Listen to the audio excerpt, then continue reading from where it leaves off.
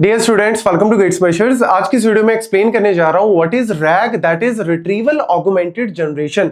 Very very important topic guys. वैसे भी AI से रिलेटेड जो भी टॉपिक है सब इंपॉर्टेंट है आज के टाइम पे। आपको पता है एक छोटी सी न्यूज एआई से रिलेटेड पूरे आईटी स्टॉक्स को हिला देती है। तो यार स्टूडेंट्स के लिए तो एआई से रिलेटेड जितने भी टॉपिक्स हैं उनको पढ़ना वाकई में बहुत जरूरी है। और आज की इस वीडियो में रैग होता क्या है, कैसे ये काम करता है, इसकी पूरी वर्किंग क्यों इंपॉर्टेंट है आपको पढ़ना, ये सारी चीजें विद रियल लाइफ एग्जांपल पढ़ाऊंगा। तो देखो, अभी तक हमने एलएलएम मॉडल्स के बारे में सुना हुआ है, पढ़ा भी हुआ है और आप लोग यूज भी करते हो, मैं भी यूज करता हूं। जैसे चैट जीपीटी है, क्लॉड है, जेमिनाई है, हम डेली लाइफ में इसको यूज करते हैं। ये भी अब पार्ट ही हो चुका है यूसेज का। तो यार एलएलएम मॉडल में जब भी हम कोई क्वेरी देते हैं या प्रॉम्प्ट देते हैं तो होता क्या है कि एलएलएम मॉडल्स के अंदर ऑलरेडी जो है वो बहुत सारा डेटा, फैक्ट्स जो है वो स्टोर होते हैं। और वो कहां पे स्टोर करता है? पैरामीटर्स के अंदर स्टोर करता है। जैसे जीपीटी 5.5 जो अभी लेटेस्ट आया है उसमें 1 ट्रिलियन पैरामीटर्स है, यानी इतना ह्यूज फैक्ट्स को, डेटा को इसने स्टोर किया हुआ है। तो उसके हिसाब से वो आपको आंसर दे देता है। लेकिन अगर मैं प्रॉम्प्ट डाल दूं एलएलएम मॉडल के अंदर कि भैया मुझे डेडलॉक के अंदर एग्जांपल बता जो गेट्स मेशर्स में वरुण सर ने अपनी वीडियो में दिया हुआ है, वही सेम एग्जांपल बता, तो एलएलएम मॉडल उसका आंसर नहीं दे पाएगा। क्यों नहीं दे पाएगा?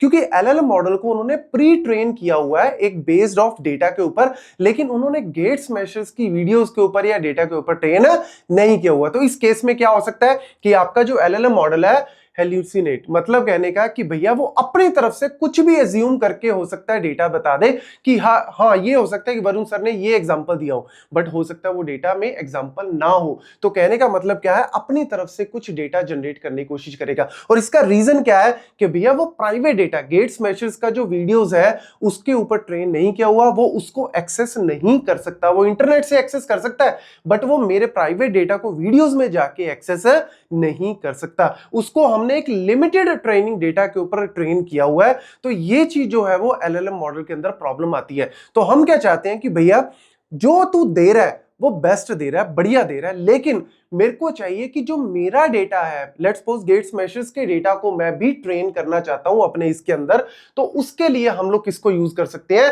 रैग को यूज कर सकते हैं। तो रैग क्या करेगा कि एक तरह से जो एलएलएम की नॉलेज है वो तो है ही, उसके साथ में हमने अपनी खुद की नॉलेज जिसके ऊपर मुझे ट्रेन करना है या जिसके ऊपर मुझे क्वेरी करनी है, मैं उसको भी साथ में ऐड कर सकता हूं। बस यही है आपका रैग। तो इसके अंदर आपके पास आता है जी रिट्रीवल। एक तो इंपॉर्टेंट पार्ट है रिट्रीवल, मतलब डेटा को रिट्रीव करना, जो भी आप क्वेरी कर रहे हो उसके कॉरस्पॉन्डिंग डेटा को रिट्रीव करना।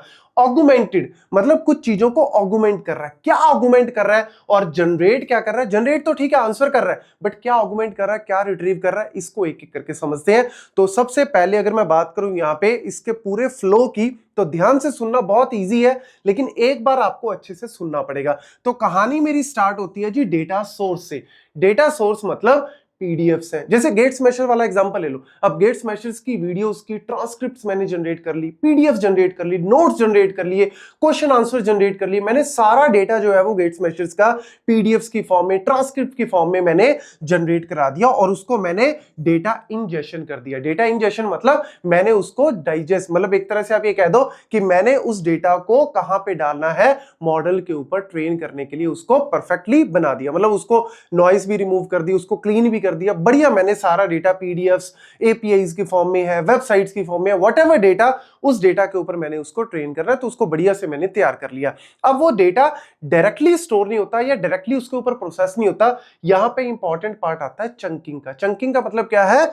डेटा को डिवाइड करना। मतलब मेरी हो सकता है पीडीएफ भैया एमबीज में है, वीडियोस जीबीज में है, तो मैं सारा का सारा एक बार में डेटा उसको नहीं बोल सकता कि ये ले भैया इसको ले ले। नहीं, हम उस डेटा को क्या करेंगे? चंक करेंगे। मतलब एक फिक्स्ड चंकिंग भी कर सकते हैं कि मैंने लेट्स सपोज 2K टोकन के या 4K टोकन्स में डिवाइड कर दिया। मैं हो सकता है सिमेंटिक बेस्ड भी चंकिंग करूं, मतलब सेम टाइप ऑफ डेटा, जैसे ऑपरेटिंग सिस्टम का एक अलग कर दिया, डेटाबेस का अलग कर दिया, टीओसी का अलग कर दिया, कंपाइलर का अलग कर दिया। तो मैं बेस्ड ऑन सिमेंटिक जो रिलेटेड डेटा उसकी भी हिसाब से चंकिंग कर सकता हूं। तो बेस्ड ऑन वेरियस मेथड्स मैंने उसको चंक बना दिए, छोटे छोटे जो है वो। जैसे यार सिंपल सा एग्जांपल है, गेट स्मैशर्स पे 2000 वीडियोस हैं, क्या 2000 वीडियोस डायरेक्ट पढ़ी हैं? नहीं, मैंने उनको अलग अलग प्लेलिस्ट में डाला हुआ है ना, ताकि आप इजीली उसको चेक कर सको। तो वही एक तरह से क्या है, चंकिंग कह सकते हो कि भैया मैंने उसको डायरेक्ट देने की बजाय मैंने उसको चंक्स में डिवाइड कर दिया। फिर आ जाता है ये important part, that is embedding.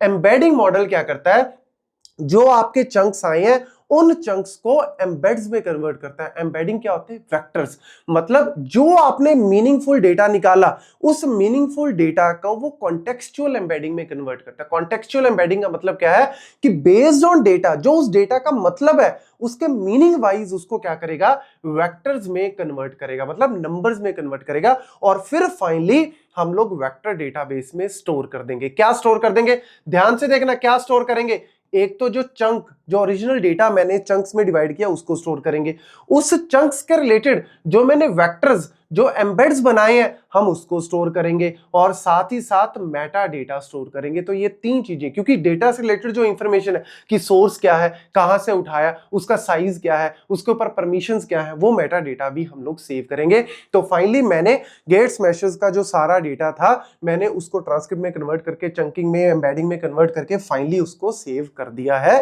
Vector database के अंदर। डन। अब इसके बाद आ जाती है जी यूजर की क्वेरी।